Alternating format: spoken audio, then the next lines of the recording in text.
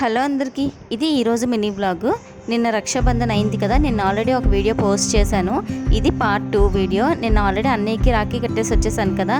వచ్చేసిన తర్వాత అయితే బాబుకి అయితే వాళ్ళ అక్కలతో అయితే రాఖీ కట్టిస్తున్నాను. ఫస్ట్ పాపతో అయితే కట్టించాను. చూశారు కదా వాడు ఎక్స్ట్రాలు ఎలా కూర్చొని కట్టించుకుంటున్నాడు. పాపకైతే 50 రూపీస్ అయితే ఇచ్చాడు. నెక్స్ట్ మా జోసు వచ్చి కట్టేసిన తర్వాత అయితే మా జాను వచ్చింది కట్టడానికి. వీడు మా అన్నయ్యకి కడుతున్నప్పుడు అయితే ఊరికి అక్కడ ఏడ్చేసి గోల్ చేసాడు, నాకు రాఖీ కట్టండి, నాకు రాఖీ కట్టండి అని. ఇక్కడ ఇంటికి వచ్చిన తర్వాత చూడండి వాళ్ళిద్దరితో అసలు రాఖీ కట్టించుకోకుండా ఎలా ఏడుస్తున్నాడో, కట్టొద్దని. ఈసారే కాదు, ఇప్పటికీ తనకి 4 ఇయర్స్. ఈ 3 ఇయర్స్ కూడా రాఖీ కట్టినప్పుడు అలా ఏడుస్తూనే ఉంటాడు. నెక్స్ట్ మా చిట్టితల సహస్రతో రాఖీ కట్టించాము. వీళ్ళు వచ్చేసరికి మధ్యాహ్నం అయిపోయింది.